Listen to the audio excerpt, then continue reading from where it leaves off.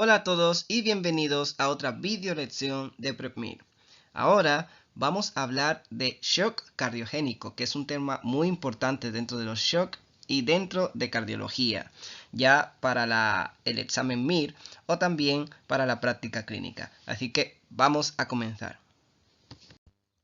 Según el último documento de posición de la ESC sobre el shock cardiogénico, se define como un síndrome causado por una disfunción cardíaca primaria y es caracterizada por un gasto cardíaco reducido que resulta en un estado de hipoperfusión severa de los tejidos periféricos asociado a una reducción del metabolismo oxidativo celular e hiperlactacidemia, que dependiendo de la gravedad de la afección puede provocar insuficiencia orgánica múltiple y la muerte. El shock cardiogénico es una condición frecuente, especialmente en contextos críticos o de emergencia. De hecho, tiene una prevalencia de entre el 14 y 16% de las unidades de cuidados intensivos y representa entre el 2 al 5% de los pacientes que presentan insuficiencia cardíaca aguda y entre 4 y 12% de los pacientes que presentan síndrome coronario agudo. En estos puede presentarse al inicio o como complicación durante la hospitalización. Entre los últimos 10 años ha habido una reducción de la incidencia de infarto agudo de miocardio complicado por shock cardiogénico. Sin embargo, la mortalidad, a pesar de las nuevas estrategias de tratamiento, se ha mantenido sustancialmente sin cambios. Con respecto a la etiología, el insulto que provoca la pérdida de la función cardíaca, puede ser un evento agudo o un proceso patológico crónico, y este progresa hasta tal punto que determina este dramático cuadro. Las causas del shock se pueden agrupar en tres categorías, y las patologías que afectan principalmente al miocardio, como las miocardiopatías, arritmias y causas mecánicas. Entre las patologías que afectan principalmente al miocardio se encuentran los síndromes coronarios agudos, que representan con diferencia la causa más frecuente y particular del IMCEST. Y esto es en comparación con los síndromes coronarios agudos sin elevación del segmento ST. Otras causas incluyen descompensación aguda o crónica, una disfunción ventricular derecha secundaria a una embolia pulmonar o hipertensión pulmonar primaria. Pero también causas tóxicas o farmacológicas como betabloqueantes, canales de calcio, bloqueadores, beta bloqueadores, o quimioterapias cardiotóxicas también. Entre las causas arrítmicas encontramos taquicardias supraventriculares como la fibrilación auricular, el aleteo, taquicardias supraventriculares paroxísticas, taquicardias ventriculares y bloqueos auriculos ventriculares de alto grado, entre otros.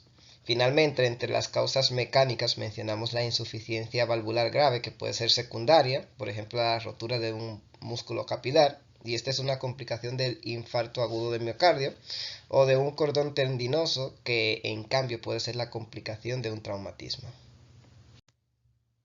En cuanto a la fisiopatología del shock cardiogénico, el mecanismo central es la reducción del gasto cardíaco y es el producto del volumen sistólico y la frecuencia cardíaca. Por tanto, las diferentes causas etiológicas actúan influyendo en uno de estos componentes. En las bradicardias, por ejemplo, se produce una reducción de la frecuencia. En las taquicardias, una reducción de la duración de la diástole, del volumen telesistólico y, por tanto, una reducción del volumen sistólico. En las patologías valvulares hay una reducción del volumen sistólico. En las miocardiopatías, el principal mecanismo es una reducción del volumen sistólico y es por una disminución de la contractilidad cardíaca resultante de la pérdida y disfunción de los miocitos. Todo ello converge entonces en una reducción del gasto cardíaco, y esto se traduce, por un lado, en una reducción de la presión arterial y en otro en un aumento de las presiones venosa pulmonar y sistémica, dando como resultado un cuadro de descompensación derecha e izquierda.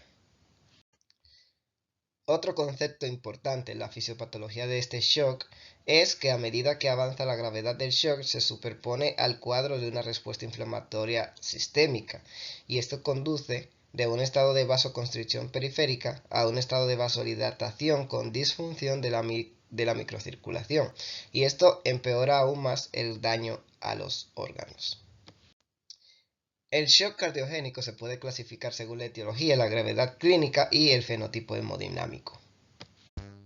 Según su etiología, se puede clasificar en shock cardiogénico asociado a síndrome coronario agudo, no asociado a síndrome coronario agudo, y insuficiencia cardíaca, o el shock cardiogénico asociado a paro cardíaco. Y bueno, esto es importante, esta clasificación es particularmente útil para elegir la estrategia terapéutica inicial más adecuada. Basado ya en la gravedad, el shock cardiogénico clínico y de respuesta al tratamiento se pueden clasificar en pre-shock cardiogénico, si hay signos de hipoperfusión pero con paz normal mayor a 90 milímetros de mercurio sin soporte circulatorio. Los pacientes en este grupo implementan un mecanismo compensatorio de vasoconstricción, pero ya tiene valores de gasto cardíaco y de presión capilar pulmonar similares a los de los pacientes con insuficiencia cardíaca real.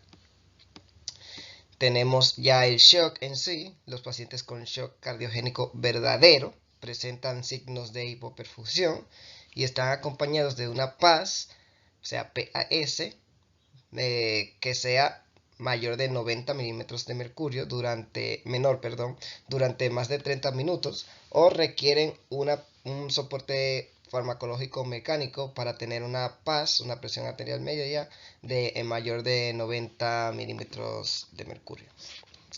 Tenemos el refractario, que se define como shock cardiogénico refractario, y esto es si hay evidencia de hipoperfusión tisular a pesar de la administración de fármacos vasoactivos en dosis adecuadas y a pesar del tratamiento de la causa subyacente.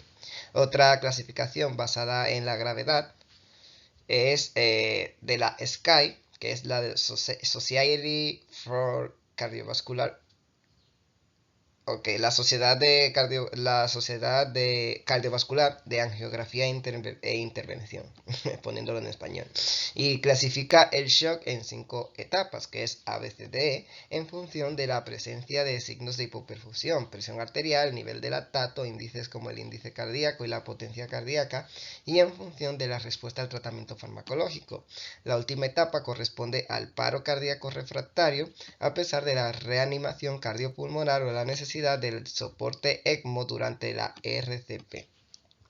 Los estudios recientes han demostrado que esta clasificación está bien correlacionada con la mortalidad en pacientes con shock cardiogénico, independientemente de la etiología. Tenemos también una clasificación final que se basa en el fenotipo hemodinámico del paciente, y según esto se describe con adjetivos del estado hemodinámico del paciente: cálido o frío, que se refiere al estado de hipoperfusión periférica, y húmedo seco, que en cambio se refiere a la presencia o la ausencia de congestión. El cálido indica a un paciente que tiene baja resistencia periférica y por lo tanto buena perfusión periférica. Frío se refiere a un paciente con las extremidades frías que por tanto tendrá cierto grado de vasoconstricción periférica. Húmedo se refiere a un paciente congestivo en el que hay un aumento de la presión venosa central y de la presión de la cuña de los capilares pulmonares, que este refleja las presiones de la circulación venosa pulmonar. Este paciente presentará cierto grado de congestión pulmonar y edema dependiente. Seco se refiere a un paciente no congestionado en el que las lesiones de la circulación venosa son normales o reducidas. De la combinación de estos términos se obtienen los 4 fenotipos hemodinámicos del shock cardiogénico. Tenemos el fenotipo frío-húmedo, que es el más frecuente y se presenta en pacientes con disfunción ventricular izquierda. El frío seco ocurre en pacientes hipoperfundidos pero no congestionados. Húmedo cálido representa a los pacientes bien perfundidos pero congestionados. Y este fenotipo se puede encontrar en shocks de energía mixta, en los que el shock cardiogénico se asocia con el séptico. Y el fenotipo cálido y seco es un fenotipo que rara vez se asocia con shock cardiogénico.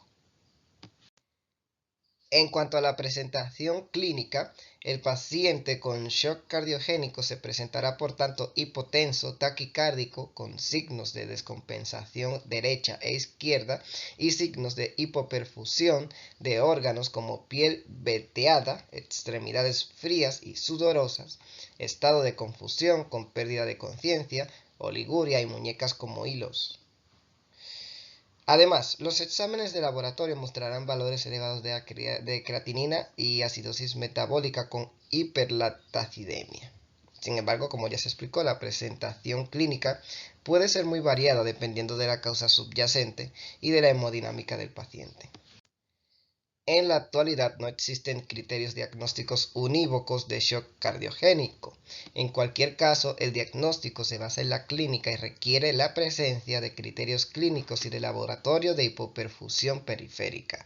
Algunas empresas también incluyen en los criterios diagnósticos una PAS menor de 90 durante más de 30 minutos o la necesidad de catecolaminas para mantener la PAS mayor de 90 milímetros de mercurio. Sin embargo, hay que recordar que en el shock cardiogénico se establece una vasoconstricción como mecanismo compensatorio para mantener la presión arterial en niveles normales. Por lo tanto, puede ocurrir shock incluso sin evidencia de hipotensión. Ok, este tipo de pacientes requiere un estrecho seguimiento clínico y de laboratorio para evaluar el estado hemodinámico actual y la gravedad del cuadro también, y elegir la estrategia terapéutica más adecuada. En estas tablas, los niveles de evidencia y las clases de recomendación se indican en verde y naranja cuando existen. Y los diversos parámetros a monitorear son los signos clínicos de hipoperfusión periférica, parámetros vitales como la presión arterial, frecuencia cardíaca, frecuencia respiratoria, saturación arterial de oxígeno, temperatura corporal, electrocardiograma, y este debe registrarse al ingreso y de forma continua durante la hospitalización, y en el que en particular se deben buscar signos de infarto agudo de miocardio, bloqueos auriculoventriculares, arritmias ventriculares, prolongación del intervalo QT en el síndrome de Takotsubo. Y la radiografía de tórax permite evaluar la congestión pulmonar y permite verificar la correcta colocación de catéteres y dispositivos. También el ecocardiograma es útil para identificar la causa del shock y evaluar la respuesta a la terapia. La ecografía de tórax es una herramienta muy útil también para evaluar rápidamente el estado de congestión pulmonar y la presencia de derrame pleural, neumotórax, que son muy importantes, y la sonda vesical, especialmente útil en pacientes oligúricos y con insuficiencia renal aguda para mantener controlada la diuresis. Otros parámetros de seguimiento útiles son la colocación de un catéter venoso central para controlar la saturación venosa del oxígeno, pero sobre todo útil para la administración de fármacos vasoactivos, la colocación de un acceso arterial, más frecuentemente a nivel de la arteria radial, que permite una invasión continua. También la monitorización de la presión arterial es de gran utilidad durante la administración de fármacos vasoactivos y que también permite realizar más fácilmente la toma de muestras arteriales. El análisis de gases en sangre para la evaluación de los intercambios gaseosos, la posible indicación de la ventilación mecánica y la evaluación de los desequilibrios metabólicos, la colocación de un catéter en la arteria pulmonar, que es el catéter de Swan-Ganz, y es útil para medir el gasto cardíaco y para evaluar las presiones de llenado del ventrículo derecho y el del izquierdo también. Y las dosis de lactatos es útil para el diagnóstico de enfermedades cardiogénicas. Ya entonces para monitorear la respuesta a la terapia y para guiar el apoyo farmacológico y mecánico, hay que recordar que existe una cierta latencia entre la mejoría clínica y la reducción de los niveles de lactato, por lo que no se debe confiar únicamente en estos parámetros para guiar la terapia. Finalmente, entre las pruebas de laboratorio son útiles los análisis de química sanguínea, electrolitos séricos, creatinina para el seguimiento de la función renal, marcadores de daño hepático, ya que hay que recordar que el hígado también puede sufrir daños durante una situación de shock cardiogénico, tanto por un aumento en la congestión de la circulación venosa y en un cuadro isquémico, y también las troponinas son útiles para el diagnóstico de infarto agudo de miocardio, en el caso de que la curva clásica con valores ascendentes o descendentes en análisis de sangre seriados, pero también útiles para evaluar el alcance del daño miocárdico, por ejemplo durante la miocarditis aguda, y las pruebas de coagulación utilizadas para controlar el estado de anticoagulación del paciente durante el soporte mecánico. Tras el diagnóstico, el paciente debe ser remitido preferentemente a un centro capaz de manejar el shock cardiogénico, el cual debe tener las siguientes características. Debe ser un centro de alto volumen, con al menos 100 casos al año. Debe ser un centro con servicio de hemodinámica activo, 24 horas al día, 7 días a la semana. Debe contar con una unidad de cuidados intensivos capaz de garantizar un soporte circulatorio mecánico 24 horas al día, 7 días a la semana, con al menos una enfermera por cada paciente. Debe tener experiencia en cirugía cardíaca, capaz de realizar implantaciones de dispositivos de asistencia ventricular y trasplantes de corazón. Si el paciente no puede ser trasladado inmediatamente a un centro de primer nivel, primero puede ser transportado a un centro UV con PCI activo 24 horas al día, 7 días a la semana, y luego transferido al centro de primer nivel más tarde. El tratamiento del shock cardiogénico debe iniciarse lo antes posible, ya en un contexto prehospitalario donde el paciente en la ambulancia en estos casos debe recibir oxigenoterapia y si es necesario una saturación de oxígeno, claro, menor de 90, ya se debe tomar una vía venosa periférica desde donde se puede administrar los líquidos que son de vía intravenosa y deben someterse a un EKG de 12 derivaciones. Si el EKG muestra signos de IAM, pues se debe administrar una dosis de carga de aspirina. Una vez en urgencias, el paciente debe continuar la oxigenoterapia o iniciar una ventilación mecánica si es necesario. Además, si hay signos de inestabilidad hemodinámica, pues debe iniciar fármacos vasopresores, que son normalmente dobutamina, norepinefrina, y si se encuentra en un paro cardíaco, pues debe iniciar las maniobras de reanimación y continuar con un soporte ventilatorio y ECMO si ya se inició. Además, en urgencias se debe repetir un EKG de 12 derivaciones para confirmar o no un infarto agudo de miocardio. Si el shock cardiogénico se asocia con un infarto agudo del miocardio, es necesario identificar si existen complicaciones mecánicas. Si no hay complicaciones mecánicas, está indicada rápidamente la cirugía y la revascularización coronaria. En este caso, se deben seguir las pautas del infarto agudo de miocardio para elegir la mejor estrategia de revascularización entre el ICP, que suele ser la primera opción, la fibrinólisis también, y a nivel coronario. Si existen complicaciones mecánicas como una rotura del tabique interventricular o una rotura de la pared libre del corazón, está indicado hablar con los cirujanos cardíacos en contexto de un equipo cardíaco para decidir cómo y cuándo intervenir quirúrgicamente y discutir la necesidad de un soporte mecánico. Durante la hospitalización del paciente, al menos en la primera fase, debe ser ingresado en una unidad de cuidados intensivos o una unidad coronaria donde debe ser monitoreado continuamente y donde se debe manejar el estado hemodinámico y las diversas complicaciones orgánicas mediante la administración de líquidos y medicamentos como inotrópicos y vasopresores. Si el paciente presenta inestabilidad hemodinámica severa o shock cardiogénico refractario, está indicado soporte mecánico temporal de la circulación que se puede implementar a través de diversos dispositivos que veremos más adelante. Si el paciente mejora, pues se le va a retirar progresivamente el soporte mecánico y luego iniciar un tratamiento médico para la insuficiencia cardíaca y posiblemente continuar con el tratamiento etiológico. Si el paciente no mejora, la implantación de un dispositivo para ayudar a la función ventricular izquierda, un DAVI, suele usarse como una terapia de destino, si es la última línea, un puente de recuperación y puente al trasplante, que es para asegurar la supervivencia y alargar la esperanza de vida en los pacientes que está indicado el trasplante de corazón. Finalmente, en pacientes que no tienen una indicación de implantación de un dispositivo de soporte circulatorio mecánico por edad, comorbilidades u otros factores, está indicado el inicio de cuidados paliativos. Más detalladamente, la terapia de shock cardiogénico consiste en el tratamiento de la causa subyacente, ya sea isquémico o no isquémico, un apoyo circulatorio, ya sea farmacológico o mecánico, y un manejo del daño orgánico. Entonces ya con el tratamiento de la causa del infarto agudo de miocardio, pues hay que identificar y tratar la causa subyacente y esto mejora los resultados en los pacientes independientemente de la causa.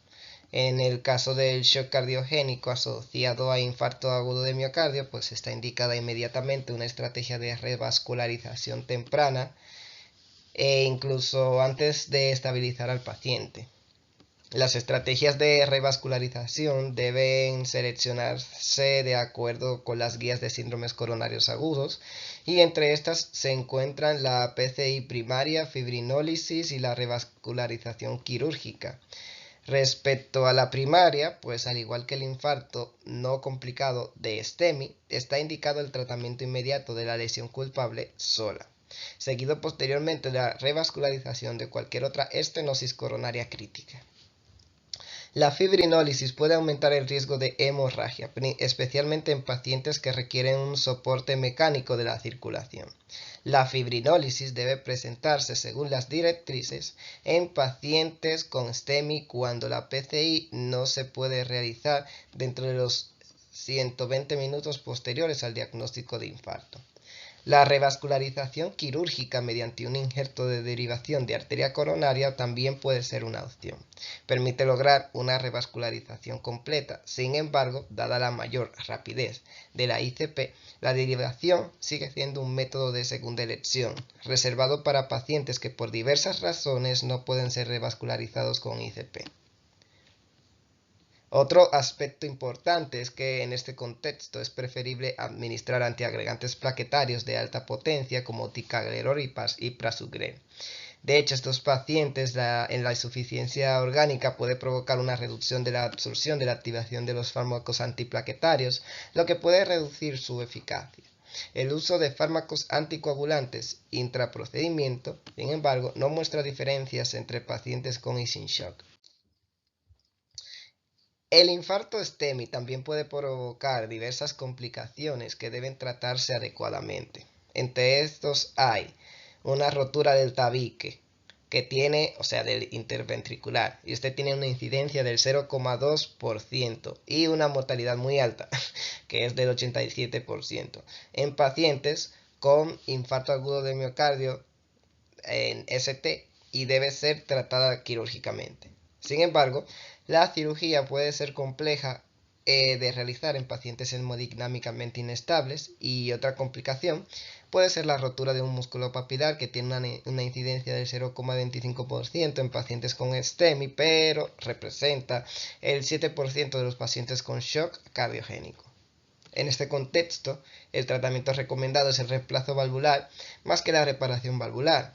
Puede producirse una rotura de la pared libre del corazón, lo que puede provocar un taponamiento cardíaco, un shock y paro cardiovascular. En este caso, el tratamiento consiste en un drenaje pericárdico y cierre quirúrgico del defecto. En general, las complicaciones mecánicas del STEMI deben tratarse lo antes posible después de una discusión multidisciplinaria en el equipo cardíaco. El soporte mecánico del círculo puede utilizarse como una terapia puente para la toma de decisiones. Las estrategias utilizadas para apoyar la circulación del paciente son la administración de líquidos intravenosos, sustancias vasoactivas y soporte circulatorio mecánico. La primera línea en pacientes sin signos de congestión es la administración de líquidos intravenosos. Por lo general, se realiza una prueba de líquido con 250 cc de solución salina o lactato Ringer en 15-30 minutos y la respuesta se evalúa mediante el ecocardiograma. Se debe prestar especial atención cuando hay signos de disfunción ventricular derecha, ya que la administración rápida de líquidos intravenosos en este caso provoca una sobredistensión del ventrículo derecho que debido a la interdependencia ventricular aumenta las presiones de llenado del ventrículo izquierdo y por lo tanto empeora el gasto cardíaco. Las sustancias vasoactivas, los inotrópicos vasopresores, por el contrario, son fármacos que mejoran la hemodinámica del paciente a costa de un aumento del consumo de oxígeno y de una mayor susceptibilidad en los episodios arrítmicos, y estos deben utilizarse a la menor dosis posible y durante el menor tiempo posible, y deben suspenderse tan pronto como el paciente alcance un estado adecuado de perfusión tisular. La elección del fármaco debe estar guiada por el fenotipo hemodinámico y la causa etiológica. Entre los diversos fármacos vasopresores tenemos aquí esta tabla, que está la noradrenalina. Aumenta significativamente la resistencia periférica y también la contractilidad cardíaca moderada. Dopamina, que en dosis bajas provoca una vasodilatación débil y un aumento débil de la contractilidad cardíaca, mientras que en dosis altas provoca una vasoconstricción significativa y un aumento de la contractilidad cardíaca. La vasopresina, que estimula los receptores B1, provocando una vasoconstricción y por tanto aumentando la resistencia periférica y de la presión arterial. Sin embargo, sin afectar la resistencia vascular pulmonar, que siempre hay. Dobutamina, provoca un aumento de la contractilidad y la vasodilatación. Mirrinona, que inhibe la fosfodiesterasa 3 y estimula los receptores beta 2 y provoca un aumento de la contractilidad cardíaca y la vasodilatación. Y por último, el levosimendan, que actúa como sensibilizador del calcio e inhibidor de la fosfodiesterasa 3 y produce una vasodilatación y un aumento de la contractilidad. El fármaco de la primera elección es la noradrenalina, que aumenta la presión de perfusión, y se recomienda una dobutamina posiblemente, además de norepinefrina. Levosimendan se recomienda en pacientes en tratamiento con beta bloqueantes y en pacientes con disfunción ventricular derecha y en pacientes con hipertensión pulmonar debido a sus efectos favorables sobre la resistencia pulmonar. La milrinona tiene un perfil de eficacia y seguridad similar al de la dobutamina, pero requiere una precaución en pacientes con etiología sistémica. Aunque estos fármacos se utilizan ampliamente en la práctica clínica, su uso está respaldado por poca evidencia, como se puede observar en las clases de recomendación y los niveles de evidencia.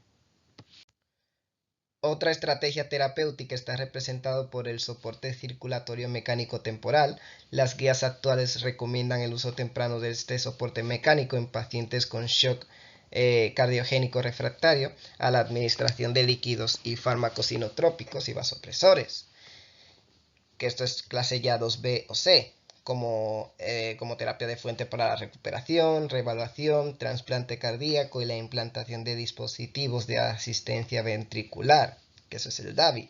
Y el soporte mecánico pues representa una estrategia compleja que requiere personal experto para el sistema y su gestión. Y a pesar de su uso habitual en la práctica clínica, estos dispositivos también están respaldados por poca evidencia, básicamente. Y existen varias estrategias para realizar un soporte circulatorio mecánico: el contrapulsador aórtico, impulsor, corazón de Tadman y el ECMO o ECMO. Vamos a definir cada uno. Tenemos el contrapulsador aórtico, y esto en inglés, bueno, no lo diré, pero es un dispositivo compuesto por un catéter y un balón que se expande durante la diástole y se contrae durante la sístole, y este se inserta desde la arteria femoral. Este dispositivo permite aumentar la presión de la aorta durante la diástole, y gracias a la reducción del balón durante la sístole, pues este reduce la poscarga y por tanto el trabajo cardíaco. Esto se refleja en un aumento neto del gasto cardíaco de aproximadamente 0,5 a 1 litros por minuto, y esto es en una mejor perfusión coronaria y periférica. Entre las contraindicaciones del mismo encontramos la insuficiencia aórtica grave y las patologías graves de la aorta. Además, puede resultar ineficaz en presencia de taquicardia y ritmos irregulares. Tenemos otra estrategia, que es el soporte mecánico, o sea, de soporte mecánico, es el impulso, y es un dispositivo que se coloca a través de la válvula aórtica y extrae sangre del ventrículo izquierdo y le expulsa hacia la aorta de una forma continua y una velocidad ajustable. Y esto aumenta el gasto cardíaco de 2,5 a 5 litros por minuto y aumenta el flujo coronario y reduce la precarga del ventrículo izquierdo, por tanto el trabajo cardíaco. Las contraindicaciones para este dispositivo incluyen la estenosis aórtica grave, válvulas aórticas protésicas, trombos ventriculares, defectos del tabique y enfermedad vascular periférica. Incluso en este caso pueden aparecer efectos secundarios como isquemia de las extremidades inferiores, hemólisis y hemorragias. Tenemos aquí el corazón del tándem, que es un dispositivo equipado con una bomba externa y ese extrae sangre de la aurícula derecha y la introduce en la aorta. Y el efecto es un aumento neto del gasto cardíaco hasta un máximo de 4 litros por minuto. A diferencia de Impella, se puede utilizar, o Impulso, se puede utilizar en pacientes con estenosis aórtica grave o válvulas aórticas protésicas. Y las principales contraindicaciones de uso son la insuficiencia aórtica grave, disección aórtica, patologías vasculares periféricas, descompensación del lado derecho, CIB y contraindicaciones para la anticoagulación. Los efectos secundarios son isquemia de las extremidades inferiores y sangrado. Tenemos ECMO, que es la última herramienta para proporcionar un soporte mecánico y es un sistema compuesto por una cánula que extrae sangre venosa desde la aurícula derecha o la vena femoral, una bomba o un oxigenador de membrana que tiene la función de realizar los intercambios gaseosos entre el aire y la sangre que normalmente se producen en el pulmón. Se trata de una cánula que reintroduce la sangre oxigenada en la circulación sistémica de la aorta arteria femoral. Este sistema permite administrar de forma continua un gasto cardíaco de 7 litros por minuto. Sin embargo, si se utilizan cánulas periféricas, esta aumenta la poscarga del ventrículo izquierdo, aumentando el consumo de oxígeno. Este sistema se puede utilizar hasta por 3 o 4 semanas y las contraindicaciones incluyen insuficiencia aórtica grave, disección aórtica, contraindicaciones para la anticoagulación. Los efectos adversos pueden ocurrir son la hemólisis y las complicaciones tromboembólicas debido a la gran superficie artificial con la que entra en contacto la sangre, insuficiencia renal también, y en este caso isquemia de los miembros inferiores. Sangrado también y sobrecarga del ventrículo izquierdo con congestión. El síndrome de Arlequín consiste en una hipoxia en la parte superior del cuerpo por falta de oxigenación durante el uso de las cánulas periféricas. Otro aspecto bastante importante es el manejo de pacientes con shock cardiogénico y el daño orgánico secundario a la condición de shock. En ese contexto, a menudo es necesario recurrir a la asistencia respiratoria mecánica. Por ejemplo, la insuficiencia respiratoria aguda está presente en casi todos los pacientes con shock cardiogénico y la hipoxemia y la hipercapnia de hecho son consecuencias de la derivación intrapulmonar que se produce en estado de congestión pulmonar.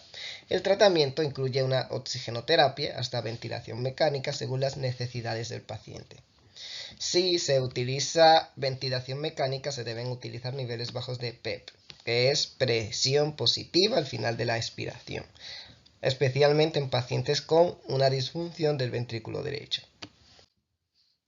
El daño hepático a menudo complica el shock cardiogénico y más del 50% de los pacientes presentan enzimas hepáticas elevadas debido a una caída repentina del gasto cardíaco. Se ha demostrado que el daño hepático se correlaciona con el pronóstico de los pacientes en shock cardiogénico. En ausencia de una terapia específica para el daño hepático en este contexto, está indicado apoyar la función ventricular derecha mediante la reducción de la resistencia pulmonar y la presión en la aurícula derecha.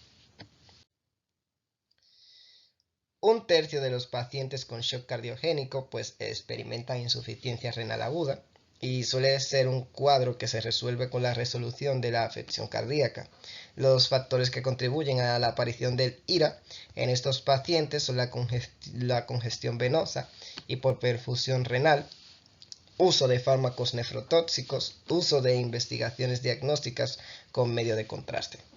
y en situaciones de reducción severa del infiltrado, variaciones severas de electrolitos, líquidos y equilibrios ácido-base, está indicado el uso de la hemofiltración vesovenosa continua. Sin embargo, no se debe utilizar la hemodiálisis intermitente en este contexto, ya que es mal tolerada. En los casos en los que el shock cardiogénico no se asocia con el síndrome coronario agudo, el tratamiento es específico según la causa. En el shock cardiogénico por una disfunción del ventrículo derecho, los aspectos fundamentales del manejo son la identificación de la causa subyacente, la corrección de la hipervolemia o la hipovolemia, el soporte ventilatorio y la evaluación de cualquier hipertensión pulmonar subyacente. En estos casos está indicada la monitorización de las presiones pulmonares mediante cateterismo de la arteria pulmonar para un mejor manejo hemodinámico del paciente. A la hora de elegir fármacos inotrópicos, se prefieren los fármacos que provocan vasodilatación de los vasos pulmonares, como levosimendan, milrinona y dobutamina. Otros fármacos útiles para este fin son el óxido nítrico inhalado y el sildenafil. También hay que recordar que la disfunción ventricular derecha se produce en un 10-25% de los pacientes en los que se les implantan dispositivos de asistencia ventricular. Cuando la causa del shock cardiogénico es una miocarditis fulminante, está indicada una biopsia endomiocárdica para identificar la etiología y el tipo de miocarditis, y en particular para excluir la miocarditis de células gigantes y la miocarditis eosinofílica, dos afecciones que requieren un tratamiento inmunosupresor inicial temprano. Tenemos la miocarditis de células gigantes, como la prednisolona, aquí se usa la prednisolona y la ciclosporina, y en la eosinofílica se usan corticosteroides a dosis altas. Y en el caso de miocarditis fulminante también está indicado el uso precoz de herramientas de soporte circulatorio. El síndrome de Takotsubo se caracteriza por una insuficiencia cardíaca aguda, a menudo acompañada de una obstrucción del tracto de salida del ventrículo izquierdo, shock cardiogénico y paro cardíaco. Tiene una incidencia del 3 al 12% que varía según la zona geográfica. El síndrome de Takotsubo tiene mejor pronóstico que el síndrome de Takotsubo tiene un mejor pronóstico que el síndrome coronario agudo, y los pacientes en los que este síndrome se asocia con shock cardiogénico tienen una mortalidad a los 28 días del 28% y una mortalidad al año del 62%.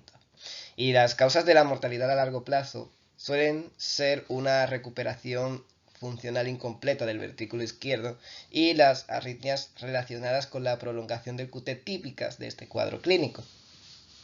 En cuanto al tratamiento, pues se debe evitar la administración de catecolaminas, ya que su exceso es la base de la fisiopatología del Takotsubo y por lo tanto puede empeorar el estado clínico de estos pacientes. La milrinona tampoco se recomienda en estos casos. Sin embargo, el uso de levosimendan es razonable. Y el soporte circulatorio mecánico temprano también es una estrategia viable y puede crear una ventana de tiempo razonable para la recuperación de la función ventricular izquierda. Se debe tener precaución al utilizar el contrapulsador aórtico en esta situación, ya que la reducción de la postcarga puede empeorar la obstrucción del tracto de salida del ventrículo izquierdo. Por lo tanto, es aconsejable controlar estrechamente estos pacientes con un ecocardiograma. La miocardiopatía periparto es una miocardiopatía idiopática que se presenta en el último mes del embarazo en el puerperio y tiene un pronóstico impredecible.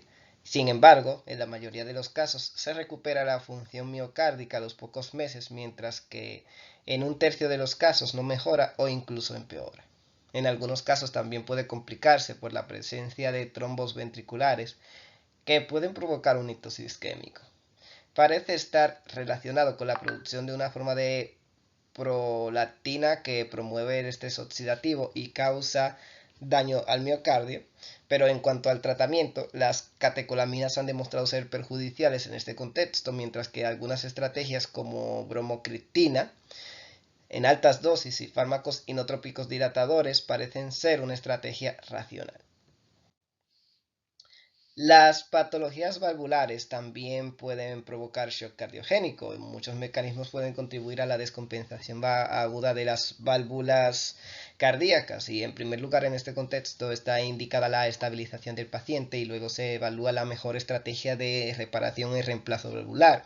En el caso de endocarditis sobre válvula aórtica o mitral con insuficiencia grave, estenosis, fístula, la cirugía debe realizarse de urgencia independientemente del estado infeccioso del paciente.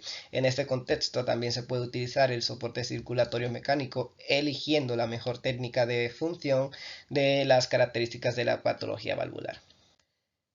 El paro cardíaco extrahospitalario representa una categoría particular y la prevalencia del paro cardíaco aumenta significativamente a medida que aumenta el grado de la escala del SCAI, que habíamos hablado anteriormente. Y esto subraya que la presencia de paro cardíaco está relacionada con la gravedad del shock cardiogénico asociado. El shock cardiogénico y el paro cardíaco tienen una acción sinérgica sobre la mortalidad y en algunos estudios la mortalidad precoz ha alcanzado el 85%. En cuanto a la fisiopatología, en estos pacientes el insulto cardíaco primario y el aturdimiento miocárdico secundario al paro cardiovascular provocan un cuadro de disfunción miocárdica y una vasodilatación sistémica secundaria a la lesión por reperfusión. Por lo tanto, esto conduce a una imagen de shock. En pacientes con paro cardíaco refractario, la reanimación cardiopulmonar se ha demostrado que la reanimación asistida por ECMO mejora la supervivencia a 30 días de estos pacientes en comparación con la RCP tradicional. Finalmente, otra causa es el shock cardiogénico postcardiotomía, que suele surgir después de una cirugía cardíaca. Tiene una incidencia del 2 al 5%, pero tiene una alta mortalidad con una supervivencia a 30 días del 61% y una supervivencia a 3 meses del 35%. Los factores que contribuyen a este cuadro son morbilidades preoperatorias, tipo de cirugía, cardioprotección insuficiente y una duración excesiva del bypass cardiopulmonar. En estos pacientes, el soporte circulatorio mecánico con ECMO o impulso está indicado según la fisiopatología. El shock cardiogénico postcardiotomía, a saber, el taponamiento cardíaco y la obstrucción dinámica del tracto de salida del ventrículo izquierdo. Y bueno, con respecto al pronóstico, pues a pesar de los nuevos avances en el campo del tratamiento del shock cardiogénico, todavía tiene una alta tasa de mortalidad de hasta el 30-50%, que es más o menos alta dependiendo de la causa subyacente. Aproximadamente la mitad de estas muertes ocurren dentro de las primeras 24 horas posteriores a la presentación, y esto subraya la gravedad de esta afección y requiere un tratamiento rápido.